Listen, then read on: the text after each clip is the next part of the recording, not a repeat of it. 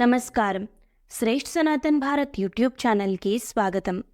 ఈరోజు మనం భగవద్గీతలో మొదటి అధ్యాయంలోని మరికొన్ని శ్లోకాల గురించి తెలుసుకుందాం. అథ వ్యవస్థితాన్ దృష్ట్వా ధార్తరాష్ట్రాన్ కపిధ్వజః ప్రవృత్తే శస్త్ర సంపాతే ధనురుద్యమ్య పాండవః హృషీకేశం తదా వాక్యం ఇదమాహ మహీపతే.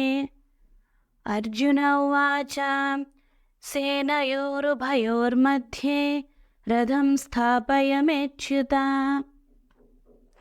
భావం: ఓ ధృతరాష్ట్ర మహారాజా, ఆ తరువాత ఏం జరిగిందంటే, ఈ ప్రకారంగా కౌరవుల సేనలు పాండవుల సేనలు యుద్ధానికి సర్వసన్నద్ధులై తమ తమ శంఖములు భేరి మృదంగాలు వాయించి తమ ఉత్సాహాన్ని వీరత్వాన్ని పరాక్రమాన్ని ప్రకటించారు. అర్జునుడి రథం మీద కపిధ్వజము ఎగురుతూ ఉంది.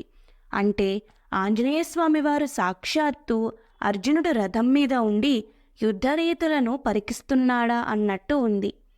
అటువంటి రథంలో ఉన్న అర్జునుడు తన అస్త్రశస్త్రములను సిద్ధం చేసుకున్నాడు. యుద్ధం చేయడానికి సన్నద్ధుడయ్యాడు. అప్పుడు అర్జునుడికి ఒక ఆలోచన వచ్చింది.